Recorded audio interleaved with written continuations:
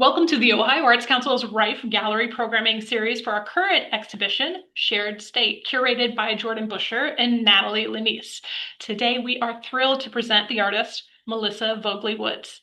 As a brief reminder, everyone tuning in today is in listen-only mode, so feel free to utilize that chat function to ask questions, and we'll get to them at the end of the talk. Also, keep in mind that in case we have any kind of variation of bandwidth, we're presenting from separate locations. Please bear with us. All right, thanks everyone, and welcome, Melissa. Thank you so much. It's great to be here. It is an honor to be back at the Rife Center. I think I've had my work there a few times over the past 20 years that I've been a professional artist, which actually goes back farther because I'm older than that. But I think I've showed at the Rife maybe 20 years ago for the first time, which was an incredible thrill for me. I am Melissa Vogley Woods. I'm from Columbus, Ohio, born and raised. I went to Northland High School. So anyone from the north side, hey, hey. I attended Fort Hays, which is a career center, which is part of the Columbus Public Schools. And I attended there for the fine arts program, which was kind of in its infancy at the time. And it sort of changed my trajectory to become an artist. My mother and my grandparents, both my grandfathers were artists. So I kind of felt like it was a bit in the cards for me to become an artist. Even when I was like very young, it was really the only thing I considered becoming. And it was kind of what I was good at. I wasn't necessarily good at school, although I got better at it as I got older. So after Fort Hays, I went to the Kansas City Art Institute with a group of friends who also went to Fort Hays. So we all kind of went to the Kansas City Art Institute at the same time. There was a bit of a pipeline between Columbus and Kansas City at that time that also kind of filtered through Fort Hays. So that was a great opportunity as well. And that also really helped push me into becoming an artist and really claiming that space for myself. So after 5 years in Kansas City, I came back to Columbus. I came back to help my mother and also to be with my family. And I've been here ever since. I've spent a lot of time working out of state or doing different projects, but I have always lived in Columbus now since I was 22 years old. If anybody remembers this, about when I was about 22, I had a shop in the short north called the Painted Monkey. So if anybody remembers that, I can't see you guys, so if anyone's waving, thank you. That shop I had when I was, I believe I was like around 24 years old, actually, and I opened that store, and it was a place where I sold painted furniture. It was how I made my living as a young artist, and it was my gateway into becoming a mural painter, which I did for about 15 years. That supported me fully and my kids. It was a great job. I was self-employed as an artist. I was able to buy my own house and things. This was, of course, a different time. It probably would be a little harder to do now. But it was an important time for me to be independent and to be able to be an artist and support myself. So around the age 42, I began to question that direction. I kind of realized that I wanted to dive more into my art practice, which I always maintained on the side, but and sometimes it took precedent, but I decided I wanted to focus on fine arts. And trust, I will be changing the slides very soon, so you'll see more images.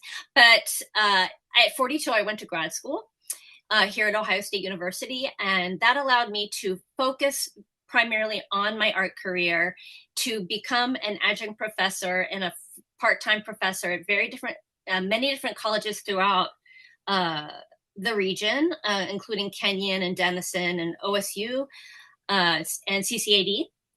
And that is really was very fulfilling to me. And that kind of gets us up to the current time where I'm focusing on making my artwork and running a fabrication studio where I make these scoliola objects for other artists.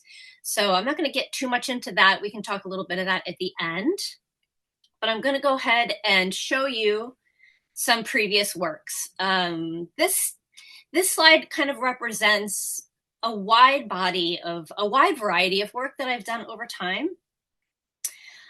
Something that's important to understand about my work is that I am a multidisciplinary artist. So when you hear that, what I'm trying to say and what people are talking about when they say that is that they get an idea and they basically make the work around that idea, and the idea dictates the medium. So I have moved across many different mediums in my time. This is a small example, from video to sculptural pieces to what is kind of up here in the center is kind of a painting on fabric, printmaking, photography, installation. I've really moved across different mediums, and throughout all these different mediums that I've used, I always look at my practice through a lens of a painter because that's my original schooling and interest. So color expression through kind of a lens of painting is what's like the most important. What kind of is a through line in my art practice, and I think you'll see that in the sculpture as well. I'll let you have a look at some of this. Overall in my body of works, I tend to navigate the body as my primary subject matter. I think a lot about the body as a place that we hold on to things. The body is a place that holds time, that holds pain, that holds grief, and holds joy. I think about how we project ideas onto the body, judgments, and status. And I think about how time and history stack up on the body. And this is particularly relevant to my current work. So as we look through these, we're going to kind of do a dive back into the past a bit, into some previous works. And I want you to think about how you can see I'm addressing the body, but in very different ways. Often it's metaphorical or abstract or doesn't have a figure in there at all, but it is about like the structure of the body, the inside, the outside, the skin, the fallibility. Yeah. Okay, so we're going to keep trucking here. Here's some work that I did in 2011. You can see the title. This is a installation on a house. It's kind of, you can see the skin popping open from where it's not supposed to be. It's a thing that's out of place. This piece is called Bent Frame at Rest. It is a piece that is very similar to the previous work, folding and rearranging the skin and the insulation, talking about the fragility of the inside and how we are protected by the outside. But also there's an exposure here. There's also in this work a act of layering that is very important in my work. So when I talk about layering, I'm kind of talking about a formal technique of literally layering one thing on top of another. I do believe that my interest in layering, which you'll see in more work, including this one, kind of shines through in all of my work. I think I'm interested in things that are hidden and protected and things that are exposed. This piece is called Folding Corners. It is a stack of pillows that I purchased at a thrift stores. I guess all of the thrift stores in town, and cut them in half and mirrored them. And the experience of the viewer was that you would walk up to it and all of the sound would be just sucked out of the room. And I can't really explain the experience, but when you walk up to this area, you almost feel a visceral lack of sound that just made it very kind of embodied into the viewer. Okay. So at this point, I'm going to do a big time jump. And we're going to go to my painting. So when I said I'm a multidisciplinary artist, as you can see, I'm jumping from sculpture to painting. But there's something, I'm going to flip back and forth here for a minute. There's something very similar, a little thread that's coming through this work. These paintings were made exploring tension in bodies. I was interested in systems that press against the freedom of the movement of the body, the freedom of thought of the body, systems that are in these paintings, architectural shapes and stacked forms. So the stacked forms and the architectural shapes are the thing that are kind of holding back or helping the figures.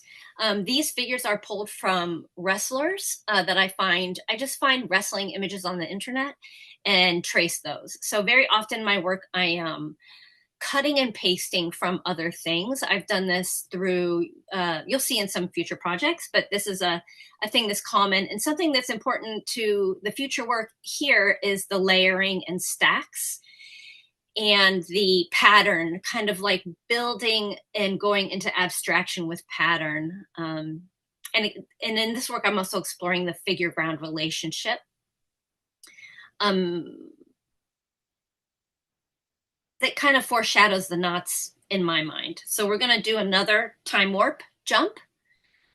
Nope, not yet. Sorry, this is the same series.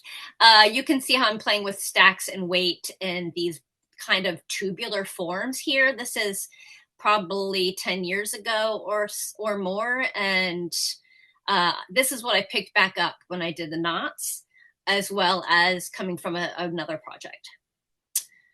Here again is another painting showing the layers, the disruption with the line and disruption with the abstract forms against the figures. So if you look closely, you can see the figuration. This is a hips and legs.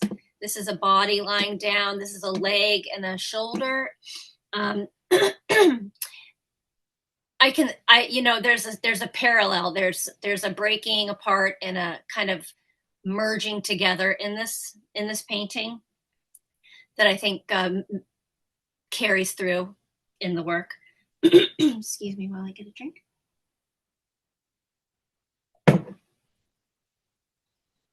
Okay, I'm checking my time. Okay, so this body of work, these paintings, I did a large series of them. This was around 2019, and we all know what happened in 2019. So directly after painting, this is a really large panoramic painting that connected to 4 other paintings that were the same size. And once I finished these, the pandemic hit. At this time, I found it impossible to paint. I just could not think of the imagery. My mind was completely disrupted by the circumstances. And so I took a pause. I did some very small paintings, and I really just started to research. So very often when I'm between projects or at the end of a series and I feel like I have fatigued that series, I start researching my interests, and I let those interests direct me into what is coming next. So what happened next was this. So to explain this work just in a fundamental way, on this side here, you see a house. This is what the house would look like if you just looked at it with the bare eye. So you're just looking at it with no apparatus. This is the house on my street. And then when you took a photograph of it with your flash camera, I'm kind of hovering on this one, this is what you would receive in your camera. What was important to me at that time was to highlight the space between the inside and the outside, to kind of talk about how we are separated from each other, And I was interested in breaking down the space between the inside and the outside, and the space between the self and others, people who are outside of your home. How can I reconnect? What was it like? Have people been through this before? So, in doing this work, I researched the Spanish flu, which was exactly 100 years ago, prior to our pandemic.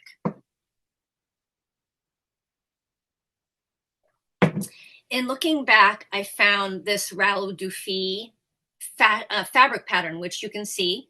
This right here is a Raoul Dufy's textile pattern. It was made in 1920, which was 100 years prior. It was made during the Spanish flu.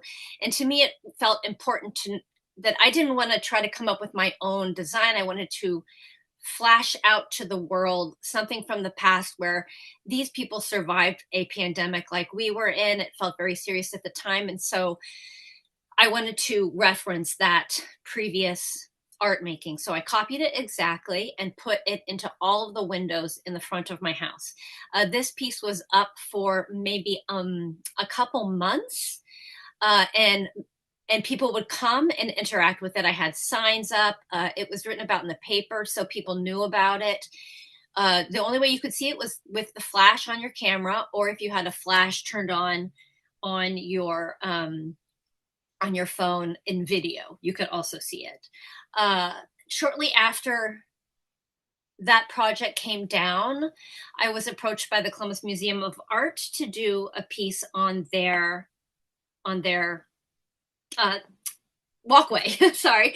This is the glass piece that is above the entrance to the museum. This whole project operates in the exact same way. The artist was Louise Boucher, who made still life with flowers. The painting that I used to create the pattern that you see was that painting, still life with flowers, also created during the Spanish flu. That painting was in the foundational collection that helped create the Columbus Museum of Art. So someone had donated their collection to help the museum begin. So that painting was in that collection. So I felt like that was a very important painting for the museum, a very important painting to look back at a time of difficulty that was very similar to our own. And so I was very fortunate to be able to have this piece go up during the pandemic. The museum itself and their staff did all of the vinyl application here.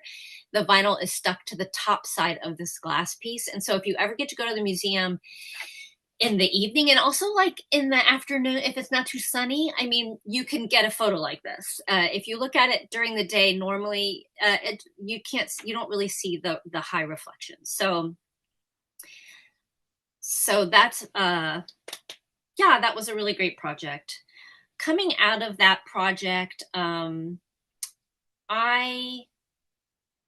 was, looking for what to do next. And I started to think about what do I want to say myself coming out? What can I bring out from myself that's not just copying someone else's time and mimicking and going into history? So I wanted to hold on to the pattern making, and I wanted to bring in my own imagery. And as you remember in the previous paintings, I was using wrestlers as a figuration format and structure. And so what I did next was this large series of cyanotypes. Now, these are cyanotypes on paper. Each panel you see there is held with magnets, and it is all hung in a row, kind of like a timeline.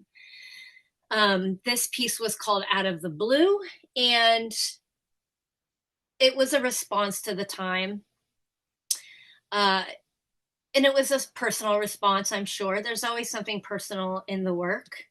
It was interesting and important to me to maintain the relationship to pattern, but to also explore fusing bodies and overlap. So that's really what I did. So basically a cyanotype, you treat the paper with a chemical that makes it sun sensitive, almost like a photo, and you keep it in the dark while it dries. And then you take that paper out, and everywhere that the light hits will turn blue. Everywhere that you block will remain the color of the paper. So This piece was made as in a photographic process, but very analog. Uh, there were layers and layers of exposures on these. The pieces that are colored are the paper itself was already a color. And I wanted this to just, again, this is me kind of thinking about time in a timeline. Me still using the pattern that I found and incorporating it with bodies and kind of exploring more emotion and struggle within this work. Here are two individual pieces that I chose.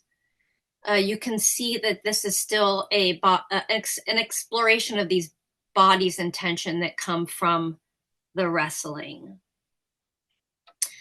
You can see on this side here the different exposures. So this is the first exposure where you have this light color. Then you have to quickly put it in water and rinse it, recoat the paper, let it dry, and then re-expose it. The second exposure is in this area where it's the medium toned blue. And then the third exposure is this dark blue. Okay. Out of that work, I decided to return back to Scagliola. So I will explain more about Scagliola when we get to the pieces, but this is me returning back to Scagliola, but you can see that I'm using the arms from the cyanotype. So very often you can see how my work channels from one piece to the next. And this is the moment in this series where I began to explore and move my interest into the natural world. I got focused on looking at remedies, ancient remedies, and I wanted to pull just out of those remedies the action words. And so I use those action words from these very old ancient remedies to think about healing and care. And so this is about being a caretaker and about care work and how difficult and abstract that can be. How you just don't know what to do and you don't know what the right thing is. So this is a work that started me looking at organic materials, natural materials, thinking about the earth, thinking about plants. And then with this is a series, a couple pieces of Scagliola work that are inlays, which means that I cast a foundational piece and then I cut all of the shapes that you see in here into and fill with a different color. So they look like paintings, but they're all Scagliola, which is pigmented plaster, which we will get into. After I did this series of small plant-based works, one thing to note about this is that all of the leaf shapes in this series of works, I'm only showing you two, but all of the leaf shapes were pulled from women's still life paintings that I found through time. It doesn't matter who the artist was. I just would pull one leaf out of that woman's still life. Sometimes I used men's still lives, but it was predominantly women's still lives. After I did this work, I did another big shift. And I gotta say, this was during menopause. This is when menopause really hit me. And I had to just stop everything and reassess. So I went really fully into exploring the natural world, studying leaf forms, getting into making natural dyes from my environment. I just got very local. I really thought about things that were small and things that you carry. This was still a body of work that was about care and taking care of people, care work, but also genetics and family dynamics and matrilineal relationships. I looked at this next bunch of work as being very poetic and very different from a lot of the work that I typically do, but it was an important step in my process and my practice. So this quilt that you see, every one of these strips was a dye job from a plant in my neighborhood and community. And thank goodness somebody, this blue right here is actually indigo, sorry. It's an indigo dye, which is not normally native, I don't think. But someone was doing an indigo dye bath at this time, so I got to get some blue, which was very cool. And this is pounded copper. I'm going to flip through some of these here just so you can see this work. This is installed at 700 Bryant.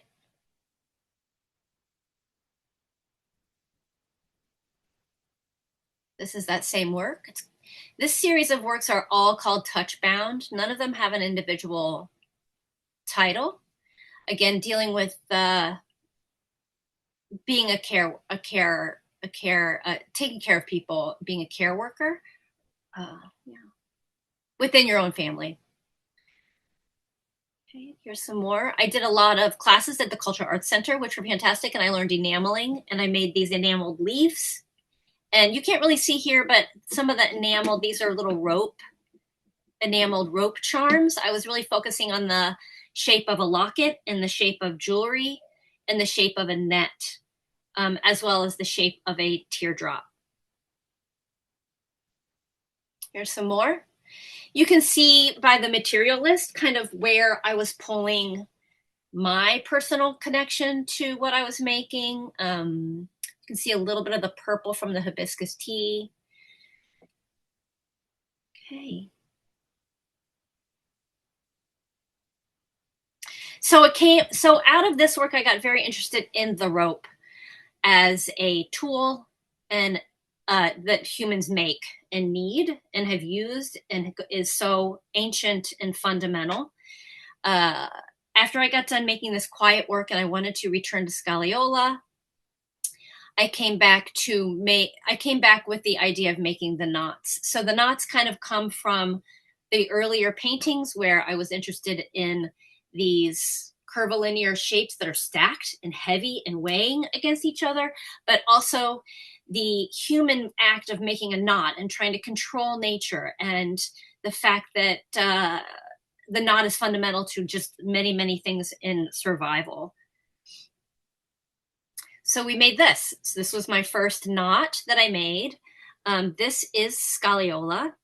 So before I get into the Scagliola talk, which is the last part of this talk, I am going to show you some of my influences for this project. So in moving into looking at Scagliola as a medium that can make the earth, like I'm literally copying the earth exactly. I'm making marble from a material called plaster, which is literally burnt rock that reconstitutes with water. So I feel like I'm using minerals to make minerals. I'm mimicking the earth in this material.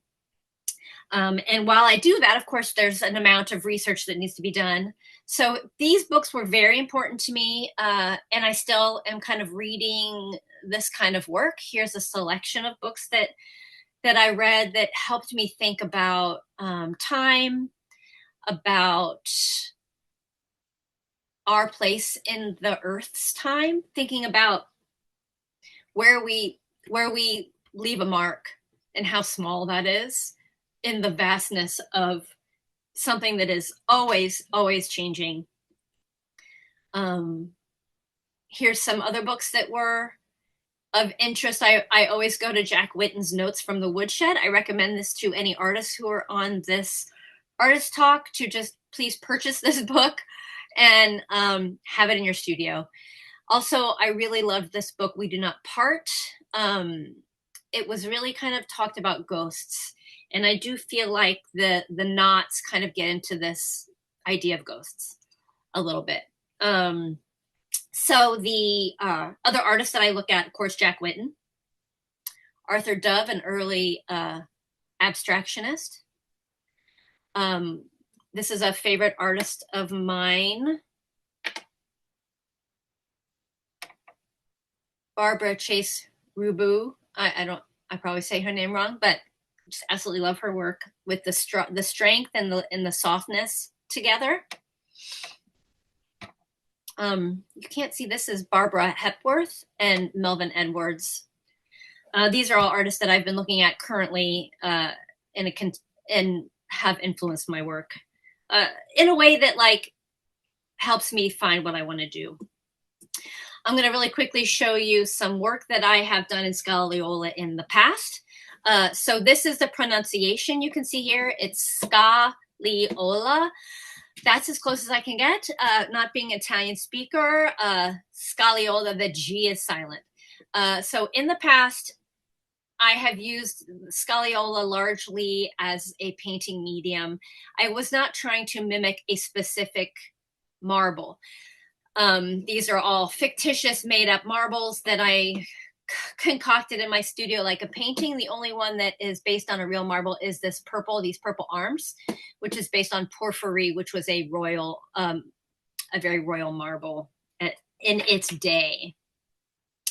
We're going to look next at some historic. So Scagliola is from the 1500s.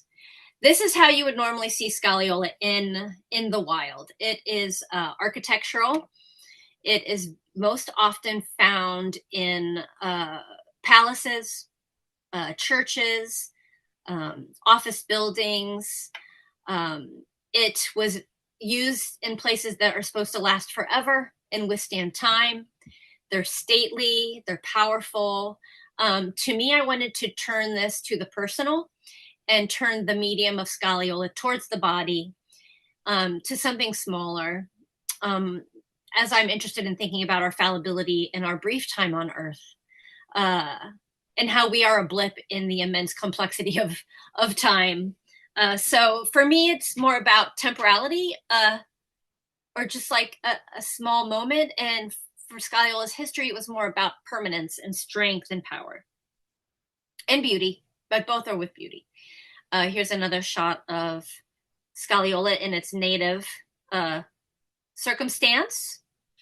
Here is an image that I took on a study abroad to Italy that was funded by the Greater Columbus Arts Council. Thank you, GCAC, where I got to see Scagliola in person. All of this, what looks like marble, is Scagliola. It is a plaster medium. I'm going to take I mean, it's shocking, but it's true. That's all plaster. This is a detailed shot of the marble that I created. This is the piece that is in the show. What I wanted to do was make knots. I knew that was what I wanted to make. I had to decide on the scale, which I wanted them to be kind of a body scale, a torso scale, an arm scale. And I wanted them to be marbles that were extinct. So I had first come across extinct marbles in a book somewhere talking about like royal porphyry, which was that purple that I did in that previous work. That is an extinct marble. It has been spent for many, people still find very small pieces of it, but basically it was spent during antiquity. And the only way you would ever see a piece made out of that royal porphyry is that they carved a previous sculpture into what they were trying to make. So it came out of, I believe it's found in Egypt, or it was originally an Egyptian marble that they used, that the Romans then took and then Christianity used. So this is a marble that was extinct that I found that I mimicked. I found a catalog called by a lawyer and rock enthusiast. Let me go to that book. Here we go. And this is a catalog of marbles that were important throughout time. And many, many, many of the marble patterns are extinct. And factors that caused them to go extinct included a Roman demand for decorative stone that grew with imperial conquest. As quarries were exhausted, new ones were opened using condemned prisoners as labor, and that the Romans turned to inlay into painting and mimicking stone since they were no longer available and they were depleted. This was also what kind of brought Scagliola into being. People were very interested in this medium that mimics marble to such a great degree. Okay.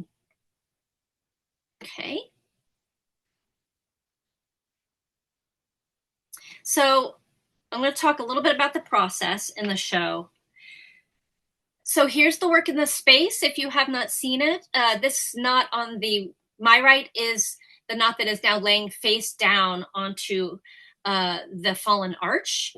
The fallen arch is a piece that I have used in the past.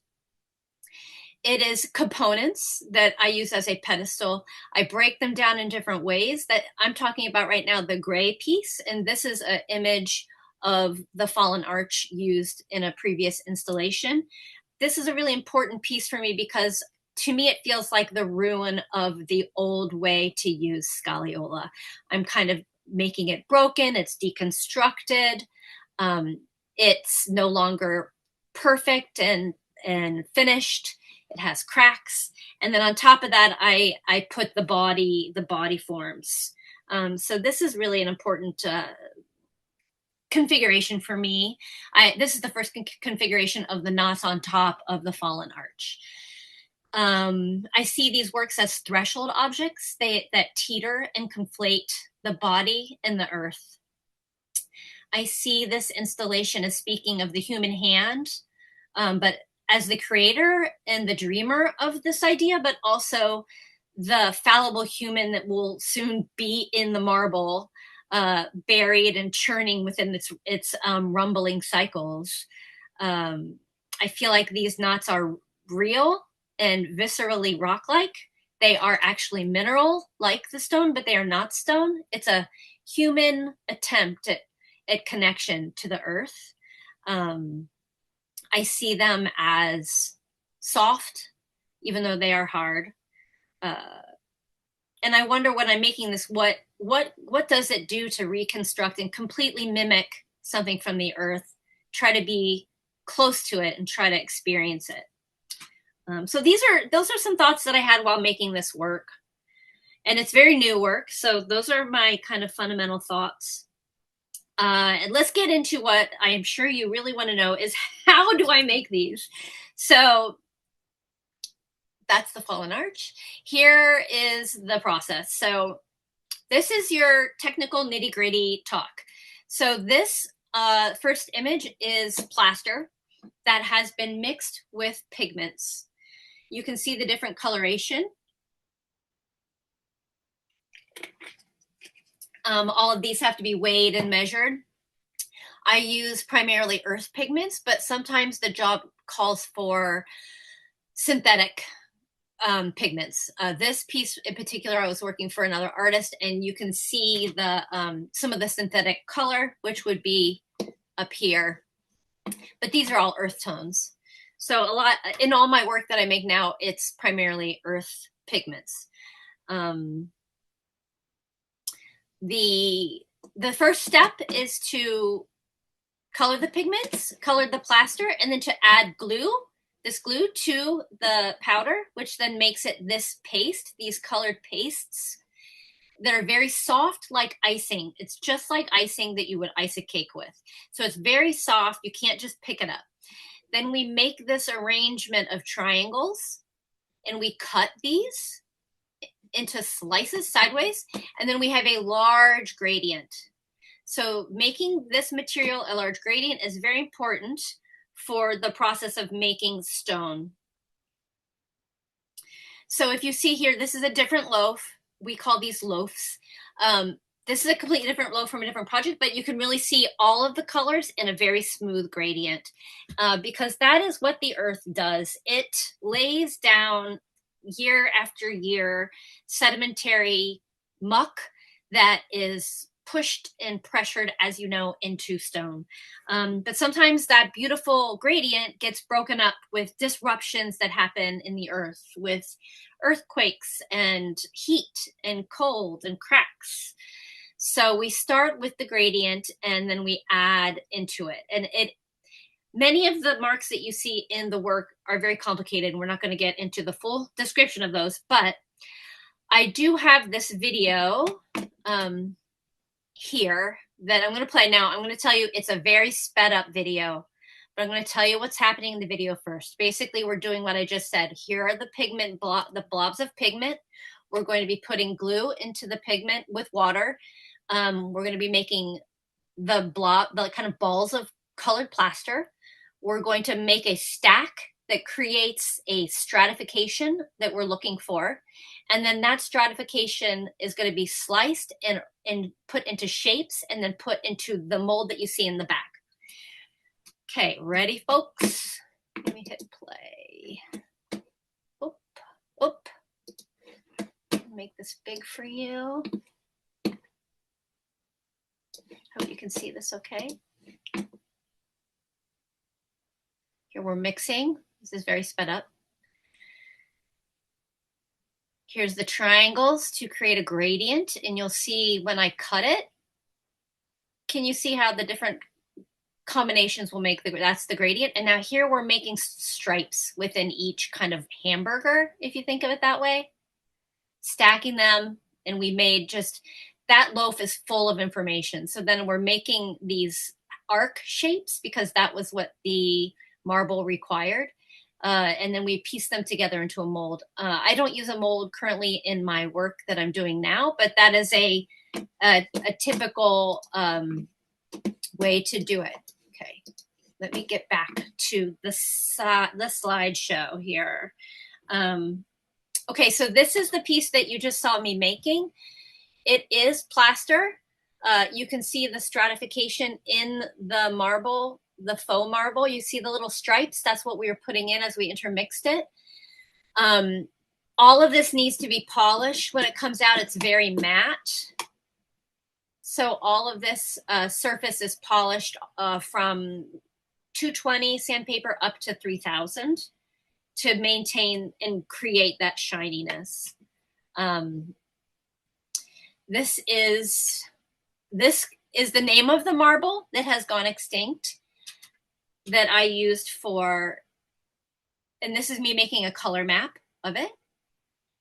This is the foundation that is basically underneath one of the knots. It is comprised of burlap, rolling up burlap and making the shape and then coating the burlap. So this on the left, my left, is the foundation of the piece. On the right is many built up layers of plain plaster to get a smooth shape. Oh, and also this piece on the right was then cut into 3 pieces. So the piece that it ended up being is like 1/3 of this overall shape. This is the marble pattern in process. So if you look closely, you can see the base underneath. You can see the little patches of shapes on the form. As I'm putting them on, you can see how very rough it is before it's shaved. It's basically kind of carved and then sanded to make the surface smooth. So in the center is the image of the pattern itself that was made for one of the chunks that you see in this piece on the left.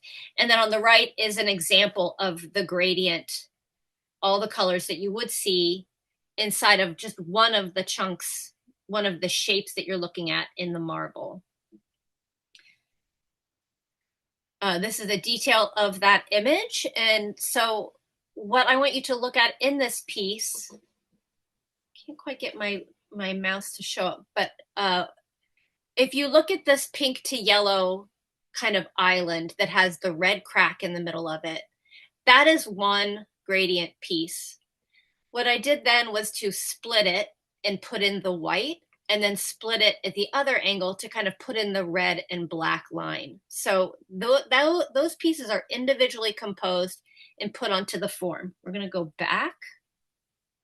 So you can see where it's placed on the form and arranged. And then also we're going to go forward again. You see a very faint outline on some of these, we can call them little islands. You see a red-ish black, very slight outline. That is made by kind of painting each island with, it's not paint, it's a very liquid version of plaster that kind of is, I use like paint. That's kind of making that soft outline. And then where you see on the form, the space between the islands, that is what is filled in with a completely different technique. So if we're looking back here, you can see the crumbly dot kind of pieces that are the fill in between the islands. These are made with a very different technique where we're not making the hamburger loaf. It's more of a crumbly, dry thing. So I don't have a video of that, but that is one of the many different versions of scagliola that can be made. So um, in closing, I'm working on new pieces of these knots. I'm thinking a lot about the earth still.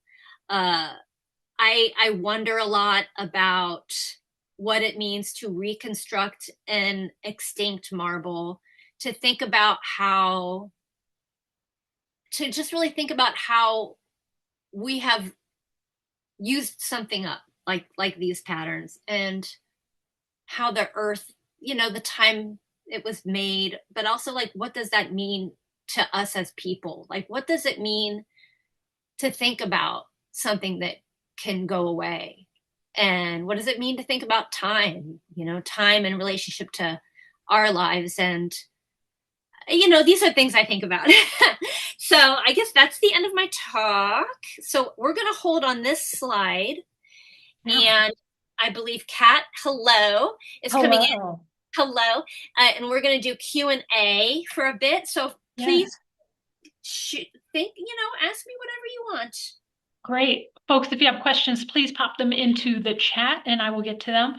So, Melissa, what I really, having been able to witness your work in multiple decades and seeing all of those varying forms that express the ideas you're pursuing, there's also a really important context of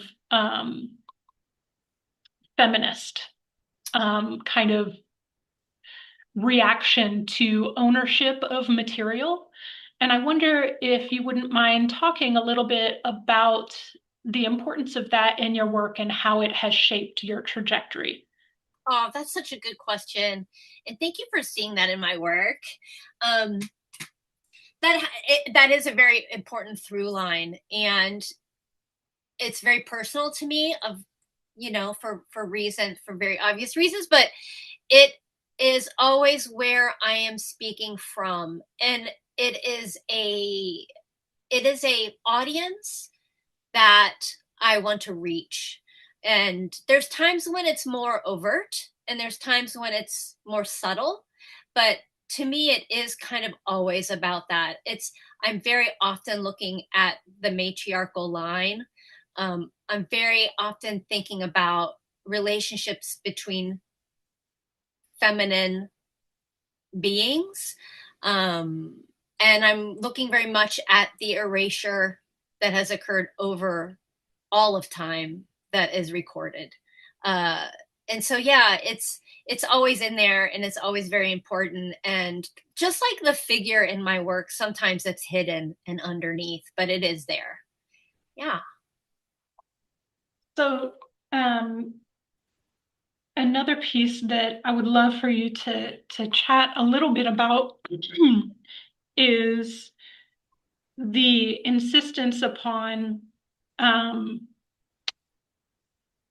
not insistence, that's the wrong word, the welcoming and importance of community in your work, from your time with Sunbonnet Sue and understanding the importance of community in making quilts, Yeah. to the oh, what was it called, the houses where you invited folks to do the rooms to let. Yep. Yeah, rooms to let, the importance of inclusion of community, to your very very specific community needs for the scagliola, and that you quite literally have to have a team in order to completely complete these pieces.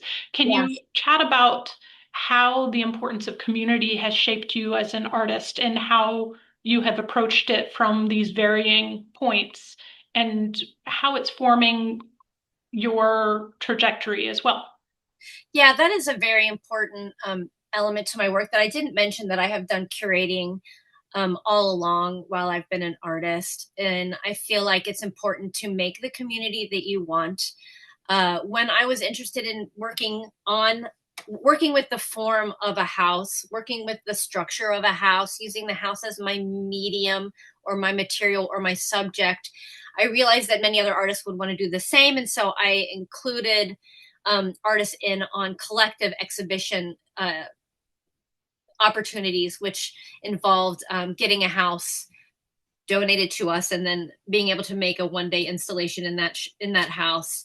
And so I guess I just really do think collectively about art. Uh, the thing about Scagliola is that it is something that is handed down and not written. So there are very few people in the United States that know how to do Scagliola. There are a few people who know how to do it in the very traditional sense. Um, and there are less than five, maybe, people who use it as an artistic medium. There are more growing because I do share the techniques with people when they reach out to me. But it's something that you really have to honor your lineage and think about the people who have come before and the people who are going to come after. So when I think about the collective action in art, I feel like it's a historic scenario that art art is made alone in a room sometimes, but very often and throughout time, it was a workshop. It was people came up in the arts. They worked small. They did small tasks. They slowly learned the language of art. It was not always that you went to art school, learned it in 4 years, and then you're an artist. It was that you came up in it. And so uh, I think I'm attracted to Scagliola in that way, that a way that is sort of this shared secret, but you learn Scagliola by studying with a person. You cannot learn it at all online. You have to like come to the studio and put in a month and learn it. And it involves togetherness, and it involves collectivity, and it involves many different people working together. I'm also really attracted to working with artists. I have a deep fondness of fulfilling someone else's ideas, and that's where the fabrication comes together. I've helped other artists make very large sculptures in Scagliola, and some of the most historic pieces, because there's no Scagliola sculpture as big as the ones that we have made, myself along with the artists who I've made them for. Um, and and that happens through collaboration. It happens through a community. And uh, lastly, there's no tighter community than the Scagliola community. We literally know each other, thank goodness to Instagram, and we all talk to each other and know what each other are doing, and we watch the innovations made, and the new techniques and surprising things that you can find in it. And it's a good way to live your life, to think about your community and not to just be alone. So another through line in your work that I notice is this really wonderful balance between tenderness and rage. And um, I think about the way that you speak about time and the importance of time and our limited time and what we choose to do with that. And it's present in each of your works. And so when you are presenting us with a piece and offering the first blush of how do I take in what it is that I'm seeing, and then dive deeper to uncover the tenderness and uncover the perhaps dissatisfaction or concern.